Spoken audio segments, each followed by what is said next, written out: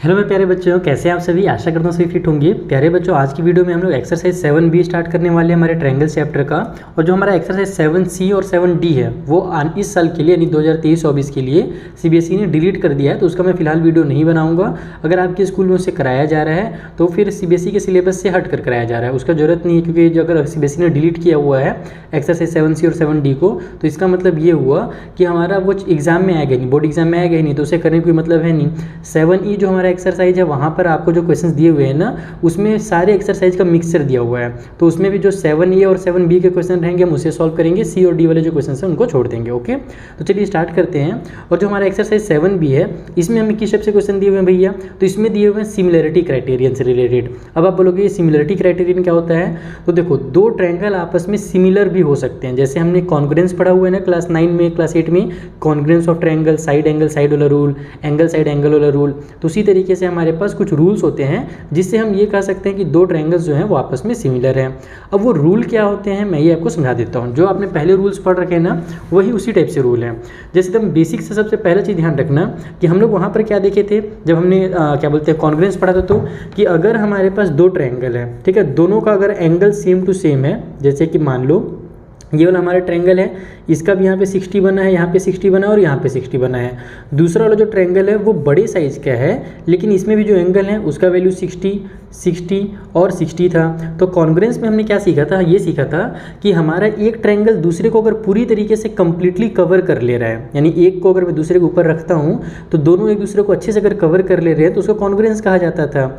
और हमारा भले एंगल बराबर है लेकिन चूंकि साइज जो है ना वो छोटा है, इसलिए आपस में कॉन्ग्रुएंस नहीं कहलाते थे। लेकिन बस यहाँ पर जो सिमिलरिटी है ना उसमें यही चीज़ चेंज हो जाता है। इसमें हमारा एक दूसरे को कवर कर रहा है या नहीं कर रहा है इससे कोई मतलब नहीं है, बस हमारे कुछ चीज़ें जो है आपस में इक्वल होनी चाहिए। जैसे कि अगर तीनों एंगल्स आपस में इक्वल हैं तो समझ जाओ कि ये और ये ट्रायंगल जो है आपस में सिमिलर है। सिमिलर के लोग इस तरीके से सिंबल यूज़ करते हैं, ठीक है। कॉन्ग्रुएंट के लोग ऐसे यूज़ किया करते थे। तो यहाँ पर हमारे पास सिमिलर के केवल एक तो हमारे पास जो लाइन है वो यूज़ किया जाएगा। तो देखो इसमें बोला भी जा रहा है कि अगर उनका करस्पॉन्डिंग एंगल जो है अगर वो आपस में इक्वल है तो वो आपस में सिमिलर कहलाएंगे। उसके अलावा their corresponding sides are proportional. ध्यान रखना कि इक्वल वर्ड यूज़ नहीं किया, प्रोपोर्शनल यूज किया गया है। यानी कि अगर उनके करस्पॉन्डिंग साइड का रेशियो अगर इक्वल है, सेम है, तो भी वो आपस में क्या कहलाएंगे, सिमिलर कहलाएंगे। अब कैसे सिमिलर कहलाएंगे मैं आपको समझा देता हूँ जल्दी से। जैसे कि हमारा ए सिमिलरिटी रूल जो है वो क्या कहता है कि हमारे पास अगर तीनों एंगल्स आपस में इक्वल हैं, एंगल ए जो है एंगल डी के इक्वल है, एंगल बी और एंगल ई इक्वल है, एंगल सी और एंगल एफ इक्वल है, तो ये दोनों ट्रायंगल आपस में सिमिलर हो जाएंगे। क्लियर हो गया। अब एक चीज़ और आता है कि अगर हमारे पास केवल दो एंगल्स भी अगर आपस में इक्वल है ना, अगर करस्पॉन्डिंग एंगल्स जो हैं आपस में दो तो वो आपस में इक्वल हैं, तो भी हमारा जो ट्रायंगल है वो आपस में सिमिलर हो जाएगा। अब बोलोगे सर ऐसा कैसे हो सकता है, तीन एंगल हो तो समझ में आ रहा है, दो एंगल वाला क्या रूल है। तो देखो बबुआ, अगर दो एंगल इक्वल है तो मान लो कि दोनों एंगल 50-50 डिग्री के हैं, ठीक है। तो कितने डिग्री का हो गए, 100 डिग्री का हो गए। तो थर्ड वाला एंगल कितने का होगा, 80 डिग्री का ही होगा। तो दूसरा वाला भी ट्रायंगल जहाँ पर 50-50 डिग्री का दो एंगल थे, उसका थर्ड वाला एंगल वहाँ पर भी 80 डिग्री का होगा। तो अगर दो एंगल आपस में इक्वल है तो समझ जाना तीसरा एंगल तो ऑटोमेटिकली इक्वल होगा ही होगा। तो इसलिए हमारे पास क्या होता है कि अगर हमारे पास ए और ए सिमिलरिटी भी दिया हुआ है, यानी कि दो एंगल इक्वल दिए हुए हैं, तो भी दोनों आपस में क्या होंगे, इक्वल ही होंगे।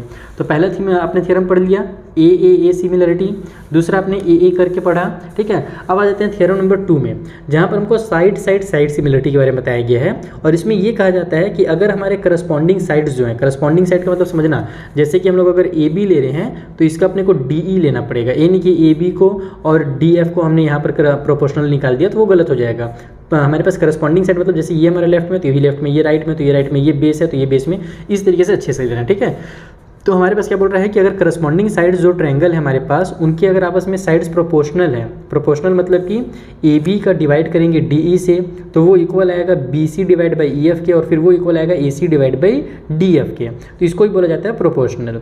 तो उनके करस्पॉन्डिंग अगर साइड्स अगर आपस में प्रोपोर्शनल है then their corresponding angles are equal. तो उसके जो एंगल्स होंगे ना वो ऑटोमेटिकली इक्वल हो जाएंगे। और हम लोग जानते हैं कि जब एंगल्स इक्वल हो जाते हैं तो फिर हमारे जो ट्रायंगल्स हैं वो क्या हो जाते हैं, सिमिलर कहलाते हैं। तो बस यहाँ पर ध्यान रखना कि अगर आपस में साइड प्रोपोर्शनल है तो एंगल्स ऑटोमेटिकली इक्वल होंगे, और एंगल अगर इक्वल हो गए तो समझ जाने कि वो हमारा क्या हो जाएगा, सिमिलर हो जाएगा।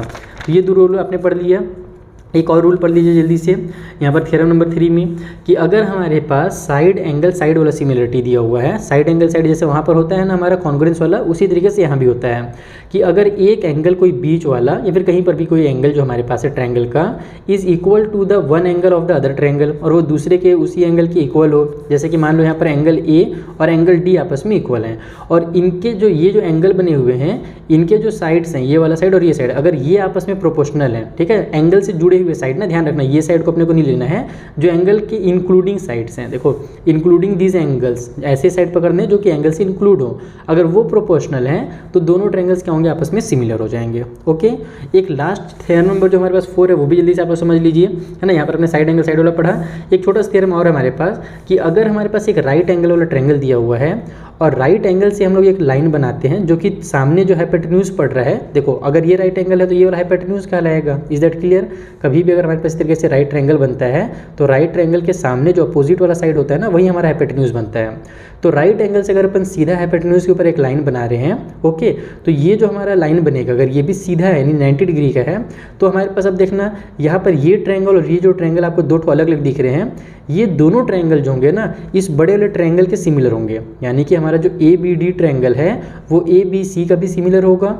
उसी तरीके से जो हमारे पास ए सी डी जो इधर वाला ट्रायंगल है वो पूरे बड़े वाले ट्रायंगल का सिमिलर होगा, और साथ ही साथ ये दोनों आपस में एक दूसरे के भी सिमिलर हो जाएंगे, यानी कि हमारा ए बी डी और ए सी डी जो है ये भी आपस में क्या होगा, सिमिलर होगा। तो ये हमारे कुछ रूल्स हैं जो मैंने आपको समझा दिए। अब हम लोग क्वेश्चंस करते हैं ताकि आपको ये जो रूल्स हमने समझाया ना वो इंप्लीमेंट कैसे करना है, कैसे सॉल्व करना है क्वेश्चंस को, ये समझ में आ जाए।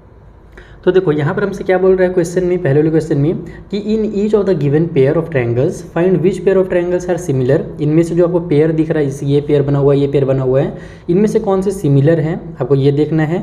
उसके अलावा आपको कुछ और चीज़ें बतानी है। पहले क्या बताना है, स्टेट द सिमिलरिटी क्राइटेरियन, यानी कि कौन से रूल से ये सिमिलर है ये आपको बताना है। उसके बाद right the similarity relation in symbolic form, और साथ ही साथ इनको आपस में सिमिलर जो है शो करना है सिम्बॉलिक फॉर्म में, जैसे मैंने बताया एक ऐसे जो सांप की तरह बनता है ना सिंबल, उस टाइप से अपने को इसको शो करना है। कैसे करेंगे वो समझो। पहले वाला क्वेश्चन मैं यहीं पर आपको बता देता हूँ, या फिर बुक में बताना सही नहीं रहेगा क्योंकि फिर हम लोग को डिटेल में लिखना भी है ना, कॉपी में करते हैं सो फटाफट। तो देखो यहाँ पर हमने दोनों डायग्राम बना लिए हैं, मैं रफली डायग्राम बनाऊंगा फटाफट, आपको समझते जाना है। तो सबसे पहले अपन देखते हैं कि हमारा जो एंगल है ये हमको दिया हुआ है और 3 एंगल हमको दिख रहे हैं कि आपस में इक्वल है। जैसे एंगल ए जो है हमारा वो इक्वल है हमारे एंगल नंबर क्यू के, उसी तरीके से हमारा जो एंगल नंबर बी है वो इक्वल है हमारे एंगल पी के, इस वाले एंगल के दोनों 60 डिग्री के हैं, और एंगल सी जो है वो इक्वल है हमारे एंगल नंबर आर के। तो इसलिए हमारा ये जो ट्रायंगल बनेगा ए बी सी ये क्या होगा, सिमिलर होगा। किस ट्रायंगल के सिमिलर होगा, थोड़ा सा गलती कर दिया आपने, यहाँ पर आपने हड़बड़ी में बोल दिया पी क्यू आर, ये गलत हो गया। हमने आपको क्या बताया था कि हमारा करस्पॉन्डिंग एंगल होना चाहिए, करस्पॉन्डिंग साइड होना चाहिए। जैसे अगर इसमें मैं ए बी सी इसका नाम रख रहा हूँ तो ए कितने डिग्री का है, 50 डिग्री का है, बी 60 का है और सी जो है 70 का है। तो इधर भी जो इस ट्रायंगल का नाम है ना मुझे इसी तरीके से रखना पड़ेगा। पहला 50 डिग्री वाला एंगल का जो साइड है ना उसका लिखना पड़ेगा एंगल का। तो यहाँ पर Q जो है वो मेरा 50 डिग्री का है, इसलिए पहले मुझे Q लिखना पड़ेगा। फिर यहाँ पर B जो है वो 60 का था, तो यहाँ पर देखो 60 कितने का है, P वाला है, तो फिर उसके बाद आप P लिखिएगा। C जो लास्ट में हमने लिखा है जो 70 का था, तो यहाँ R 70 का है, तो इसीलिए आपको R। तो इस तरीके से आपको लिखना है। और कौन से रूल से हुआ हमारा, तो एंगल एंगल एंगल वाले क्राइटेरियन से हुआ। क्राइटेरियन भी लिख सकते हो आप लोग और जो रूल है वो भी लिख सकते हो। तो मैं यहाँ पर क्राइटेरियन ही लिख देता हूँ, पहली बार है तो ठीक है। तो इस तरीके से हमारा एंगल एंगल एंगल रूल से ये दोनों ट्रायंगल जो आपस में सिमिलर प्रूफ होते हैं। चलिए सेकंड वाला देखा जाए। तो देखो यहाँ पर 2 ट्रायंगल दिए हुए हैं, इसमें हमने देखा कि 2 एंगल इक्वल दिख रहे हैं और साइड भी हमको प्रोपोर्शनल दिख रहा है, तो हो सकता है कि ये सिमिलर हो, लेकिन एक गड़बड़ निकलेगा भी। देखना आप लोग क्या गड़बड़ निकलेगा। सबसे पहले तो आप लोग साइड को देखो कि हमारा जो ए बी है अगर उसको अपन एफ डी से डिवाइड करते हैं तो हमारे पास 3 डिवाइड बाई 6 इक्वल टू 1/2 आता है। उसी तरीके से जो इसका साइड बी सी है उसको अगर अपन डिवाइड देते हैं इससे ई डी से, तो यहाँ पर भी हमारे पास वही होता है 4.5 डिवाइड बाई 9 आता है, और ये भी हमारा 1/2 बनेगा क्योंकि 9 जो है वो 4.5 के टेबल में 2 बार में आता है। तो यहाँ पर हमारे पास साइड तो जो है वो प्रोपोर्शनल निकल जा रहा है, लेकिन हमने क्या पढ़ा था कि हमारा रूल कौन सा है, साइड एंगल साइड रूल है, यानी कि जो हमारा एंगल है ना वो बीच में आना चाहिए। तो इस वाले ट्रायंगल में तो हमारा एंगल जो है वो बीच में आ रहा है, इस साइड के और इस साइड के, लेकिन यहाँ पर जो हमारा एंगल है वो बीच में नहीं आ रहा है। यहाँ पर हम लिखेंगे कि हमारा एंगल बी जो है ना, देखो ये साइड और ये साइड हमको दिया हुआ है, तो इनके बीच में कौन सा एंगल आ रहा है, ये वाला आ रहा है। तो हमारा जो एंगल बी है उसको इक्वल होना चाहिए था एंगल नंबर डी के, लेकिन ये इक्वल नहीं है। सो द ट्रायंगल्स आर, है ना, सिंपली लिख दो आप लोग, ट्रायंगल्स आर नॉट सिमिलर, ये हमारे जो होंगे सिमिलर नहीं होंगे। खेल खत्म इस क्वेश्चन का, समझ में आ गया। तो आप लोग को ध्यान रखना कि भले साफ साफ दिख रहा हो लेकिन फिर भी आपको इंक्लूडिंग वाला को ध्यान रखना कि बीच में आना चाहिए, इंक्लूडिंग वाला होना चाहिए। चलिए अगला देखा जाए। हमारे पास जो थर्ड वाला क्वेश्चन है उसमें इस टाइप से दिया हुआ है ट्रेंगल, और देखो इसका जो नोट्स वगैरह है वो आपको हमारे टेलीग्राम चैनल पे मिल जाएगा। अगर आपने अभी तक ज्वाइन नहीं किया है तो डिस्क्रिप्शन बॉक्स में लिंक दे दूंगा मैं टेलीग्राम का, वहाँ से आप ज्वाइन कर लीजिएगा। अब यहाँ पर हम लोग देखते हैं कि हमारा जो इंक्लूडिंग एंगल है, दो जो साइड्स हमको दिए हुए उसका इंक्लूडिंग एंगल तो इक्वल दिया हुआ है, तो हम यहाँ पे लिख लेते हैं पहले ही कि हमारा जो एंगल सी है वो इक्वल है एंगल नंबर क्यू के। अब अपन देखते हैं कि हमारा जो क्या बोलते हैं साइड है इस इंक्लूडिंग एंगल का, है ना, यानी बगल बगल वाले साइड, वो आपस में प्रोपोर्शनल है कि नहीं। तो यहाँ पर से अगर मैं इसको सी ए को पकड़ता हूँ, ये वाला साइड को, और यहाँ से मैं अगर ये क्यू आर को पकड़ता हूँ, तो सी ए डिवाइड बाई देखते हैं क्यू आर कितना आता है। सी ए हमारे पास 8 है और क्यू आर जो है वो हमारे पास 6 है, तो दोनों 2 से कट जाएंगे, 2 4 जाए और 2 3 जाए आ जाएगा। उसी तरीके से यहाँ पर मुझे सी बी दिया हुआ है और यहाँ पर मुझे क्यू पी दिया हुआ है, तो देखते हैं ये कितना आता है। तो ये हो जाएगा सी बी डिवाइड बाई में क्यू पी, तो ये निकल करके आ जाएगा सी बी का वैल्यू 6 डिवाइड बाई में 4.5 है। अब इसको हम लोग किससे कट कर सकते हैं, तो देखो अगर डेसिमल दिया हुआ है ना तो सबसे पहला काम करो डेसिमल को बाहर निकालो।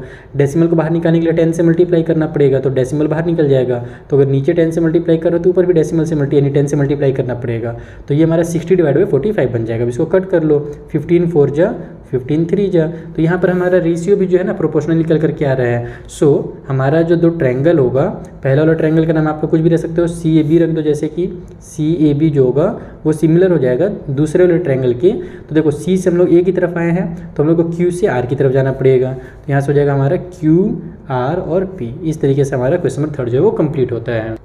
सो देखो फोर्थ वाले क्वेश्चन में हमारे पास जो साइड्स हैं केवल वो दिया हुआ है, तो हम लोग देखते हैं कि साइड का रेशियो कहाँ से हम लोग निकाल सकते हैं। तो साफ साफ दिख रहा है 2 का और 4 का रेशियो निकल जाएगा, 3 का और 6 का रेशियो निकल जाएगा, 2.5 का 5 से रेशियो निकल जाएगा। तो बस वही काम करो फटाफट, यहाँ पे लिखो ई एफ डिवाइड बाई में पी क्यू, ठीक है। ई एफ का और पी क्यू का अगर रेशियो निकालेंगे तो 2 डिवाइड बाई 4 इक्वल टू हमारे पास 1 बाई में 2 आ जाएगा। उसी तरीके से अपन अगर डी ई का रेशियो निकालते हैं, 2.5 था ना, इससे निकालते हैं क्यू आर से, ओके 5 से, तो 2.5 डिवाइड बाई जब 5 करेंगे तो ये भी मेरा वही आ जाएगा 1/2 ही हो जाएगा। 2.5 1 जा 2.5 क्या बोलते हैं 2 जा जब हम टेबल पढ़ेंगे तो 5 आ जाएगा।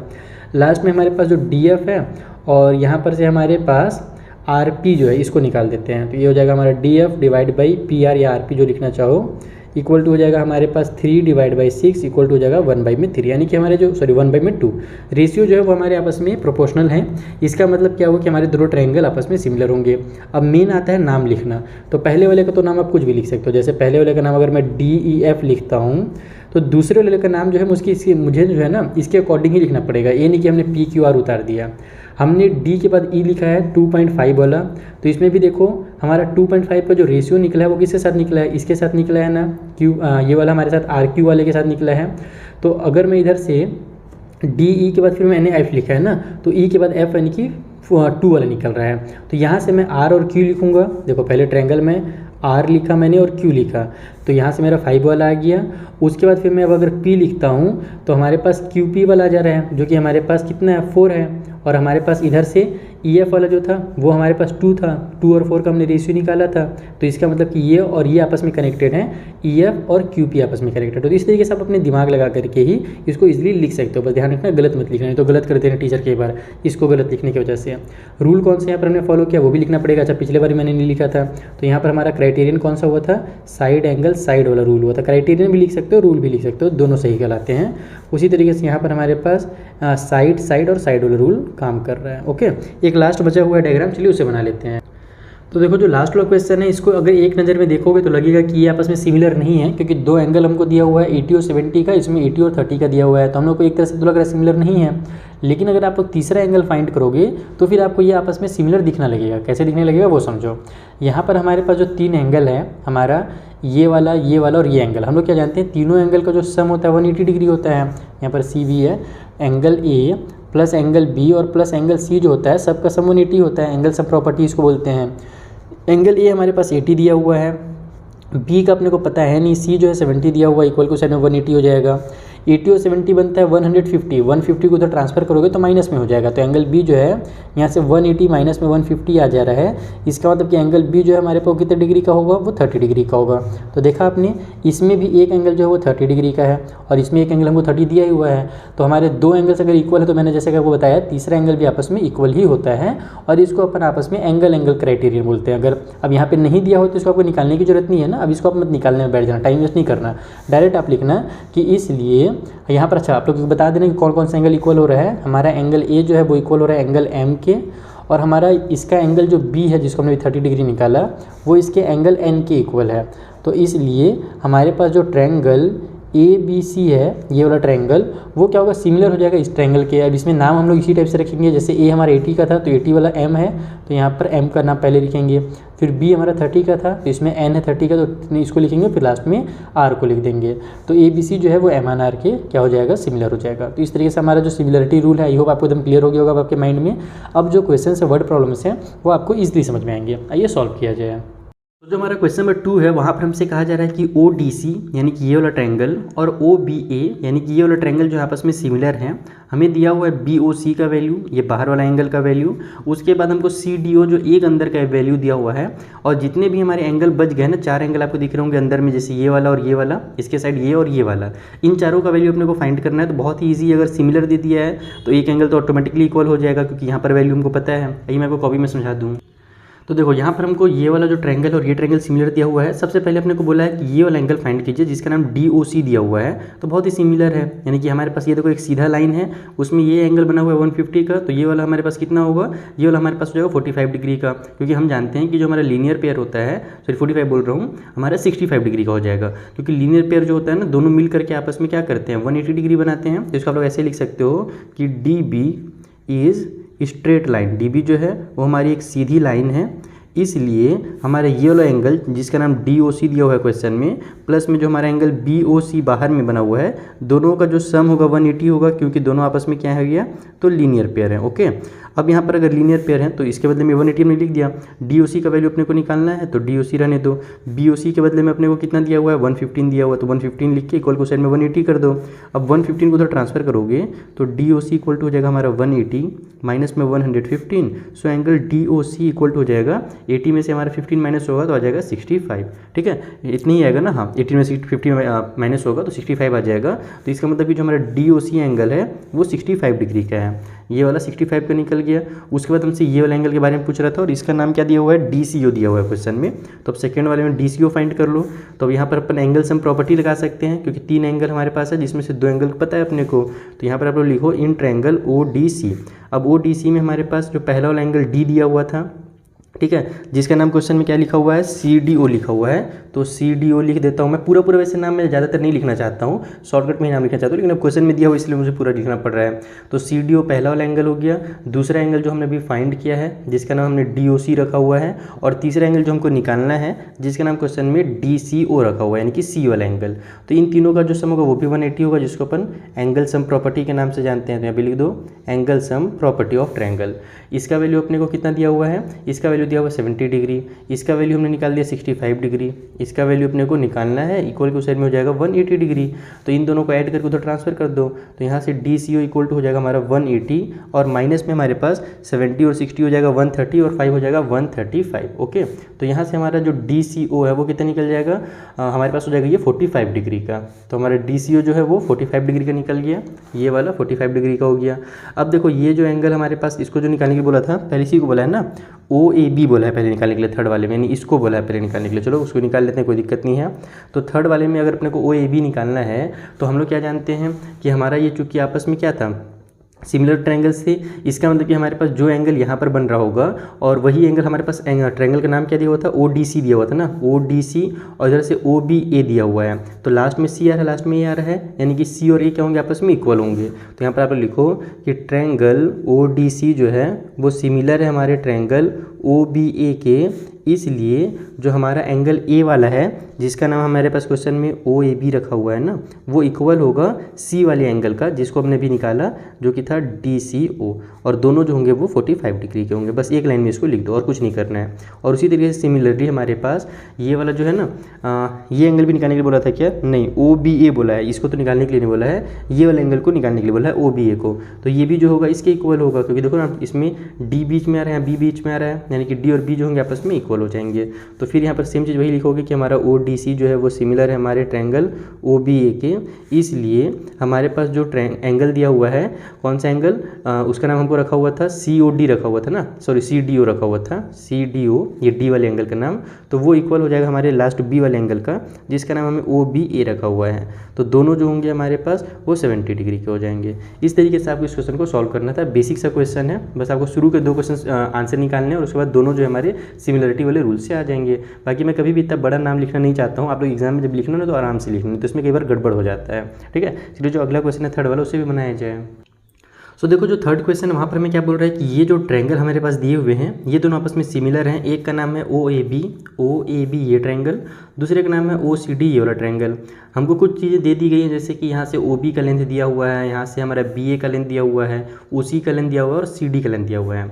ये वाला साइड जो बचा हुआ है OD ये अपने को निकालना है, देखो DO के नाम से दिया हुआ है, और ये वाला जो साइड OA है ये अपने को निकालना है। दोनों को निकालना है, कैसे निकाल सकते हैं? तो हम क्या जानते हैं, जब कभी भी दो ट्रायंगल सिमिलर होते हैं तो उसके साइड जो होते हैं आपस में प्रोपोर्शनल होते हैं, तो अपन साइड्स को यहाँ पर प्रोपोर्शनल करेंगे। तो सबसे पहले हमारे पास हमको निकालना क्या भैया, OA निकालना है ना। तो हम लोग देखते हैं कि जो OA है वो किसके प्रोपोर्शन में आ रहा है। तो OA डिवाइड बाई अगर OC किया जाए तो यहाँ पर देखो OA डिवाइड बाई OC, हम जानते हैं कि तीनों साइड आपस में प्रोपोर्शनल होंगे। तो OA डिवाइड बाई OC हमने इसलिए किया है क्योंकि यहाँ पर से देखना आप लोग नाम पढ़ते जाना ना, ये OA हो गया, ये OC हो गया। ओके, अब उसके बाद हम लोग किसको ले सकते हैं जिसमें दोनों का वैल्यू दिया हुआ हो। तो हमारे पास OB जो है ये दिया हुआ है यहाँ पर से, अगर मैं OB लेता हूँ तो नहीं OB नहीं लेना है, फालतू हो जाएगा, दूर दूर का हो जाएगा। हमने यहाँ पर क्या क्या लिया है, OA लिया है। अब AB मैं देखता हूँ AB दिया है कि नहीं, हाँ AB दिया हुआ है, तो यहाँ से मैं AB को ले लेता हूँ और यहाँ से मैं CD को ले लेता हूँ। ठीक है, तो ये हो जाएगा हमारा AB डिवाइड बाई CD। और लास्ट में आप लोग को पता ही है कि लास्ट में हमारे पास ये जो OB बचेगा ये वाला साइड वो भी आ सकता है, इसको हम लोग बाद में यूज़ करेंगे, फिलहाल नहीं करेंगे। और जैसे हमारे पास OD आ जाएगा। तो ये तीनों साइड्स को हमने क्या किया, आपस में प्रोपोर्शनल कर दिया। नाम को एकदम ध्यान से लिखना, जिस तरीके से ट्रायंगल का नाम दिया हुआ है ना कॉन्ग्रुएंट सिमिलर वाला, उसी तरीके से नाम लिखना। देखो मैंने OA लिखा तो OC लिखा डिवाइड में, फिर मैंने AB लिखा तो मैंने फिर CD लिखा डिवाइड में, फिर मैंने लास्ट में OB लिखा तो मैंने लास्ट में फिर OD लिखा, यानी कि शुरू और लास्ट वाला। इस तरीके से ही आपको नाम लिखने हैं। ओके, तो इससे बहुत अच्छा इंपैक्ट पड़ता है टीचर के पास। तो अब सबसे पहले अपन इन दोनों का यूज़ करेंगे। हमारे पास OA का ही तो अपने को वैल्यू निकालना है, तो A की जगह में OA रहने दो। OC का वैल्यू अपने को कितना दिया हुआ है, तो OC का वैल्यू दिया हुआ है 3.5। इक्वल को साइड में AB का वैल्यू कितना है भैया, तो AB का वैल्यू 8 दिया हुआ है, और डिवाइड बाई में CD का वैल्यू कितना है, तो CD का वैल्यू 5 दिया हुआ है। सबसे पहले तो इस 3.5 उधर ट्रांसफर कर दो, तो OA इक्वल टू हो जाएगा 8 मल्टीप्लाई 3.5, और नीचे में हमारे पास 5 है ही, तो 5 7 जा होता है, यानी कि हमारा 0.7 आ जाएगा क्योंकि यहाँ पर डेसिमल था, और 8 7 जा 56 होता है, और फिर से डेसिमल लगा दो क्योंकि यहाँ पर डेसिमल है। तो 5.6 सेंटीमीटर जो हो जाएगा वो हमारे पास OA का वैल्यू हो जाएगा। पहला वाला निकल गया। उसी तरीके से अपने को OD निकालना है, DO निकालना है, तो हम लोग फिर से क्या करेंगे, इसका और इसका यूज़ कर सकते हैं, या फिर अब OA भी निकल गया तो आप इन दोनों में से किसी का भी यूज़ कर सकते हो। जैसे मान लो मैं इन दोनों का यूज़ करता हूँ। अगेन यहाँ पर मैं सेकंड नंबर डाल के लिखता हूँ, ये मैंने फर्स्ट वाला सॉल्व किया तो यहाँ फर्स्ट डाल दो आप लोग। अब सेकंड वाले में हम लोग लिखेंगे कि हमारा AB डिवाइड बाई जो CD है वो इक्वल है OB डिवाइड बाई OD के, या फिर इसको DO नाम दे दो। क्वेश्चन में देखो ना उल्टा सीधा दिए रहता है, ये तो मेरे को मज़ा नहीं आता है। इसका नाम OA लिखा हुआ है तो इसका नाम DO क्यों लिखा है, इसका नाम OD भी तो लिख सकता था, तो आप OD भी लिख सकते हो, DO भी लिख सकते हो, आपके ऊपर है ना। लेकिन अभी फिलहाल मैं क्वेश्चन का अकॉर्डिंग लिख देता हूँ तो बच्चे कंफ्यूज हो जाएंगे। ओके, तो अब यहाँ पर हमारे पास AB का वैल्यू कितना था, AB का वैल्यू था 8। नीचे में हमारे पास CD का वैल्यू कितना था, तो CD का वैल्यू था 5। इक्वल को उस साइड में OB का वैल्यू है 6.4, और डिवाइड बाई में हमारे पास क्या है, DO है, जिसको अपने को निकालना है। एक काम करो, DO को इधर ले आओ तो न्यूमरेटर में आ जाएगा, और इन दोनों को उधर ले जाओ, तो ये हो जाएगा हमारा DO इक्वल को साइड में 6.5, ये 5 इधर आकर के मल्टीप्लाई हो जाएगा ऊपर में, और 8 जो है, सॉरी 6.5 नहीं था यार, 6.4 था ये, एक्चुअल में गलती 6.5 लिखा गया है, ये 6.4 है, और ये भी हमारा 6.4 है, और ये जो हमारा 8 है ये इधर आकर के डिनोमिनेटर में हो जाएगा। तो 8 जो हमारा 64 होता है, तो 0.8 आ जाएगा क्योंकि हमारे पास यहाँ पर डेसिमल था बीच में। 5 8 जा 40 होता है, तो DO इक्वल टू 40 आ जाएगा। लेकिन देखो यहाँ पर चूंकि हम लोग डेसिमल लगाएंगे 4.0 लिखेंगे, उससे अच्छा कि डायरेक्ट में 4 लिख देता हूँ, तो जो DO का वैल्यू है वो 4 सेंटीमीटर हो जाएगा। तो इस तरीके से आपको क्वेश्चन नंबर 1 2 और 3 को सॉल्व करना था। आई होप आपके तीनों क्वेश्चन बहुत अच्छे से क्लियर हो गए होंगे। आगे। बच्चों मिलते हैं नेक्स्ट वीडियो में, जहाँ पर जो आगे क्वेश्चन है ना उसी मैं आपको इसी तरीके से बेसिक कॉन्सेप्ट के साथ समझा दूंगा। और आपको पता ही है कि नेक्स्ट वीडियो का जो लिंक है वो डिस्क्रिप्शन बॉक्स में भी गिवन है, आई बटन में भी गिवन है, और आपके सामने फिलहाल 2 विंडो पेन हो गए होंगे, उसमें भी जब आप क्लिक करोगे ना तो किसी भी विंडो में क्लिक करो, आप नेक्स्ट वीडियो में पहुँच ही जाओगे। तो मिलते हैं नेक्स्ट वीडियो में, तब तक के लिए थैंक यू फॉर वॉचिंग।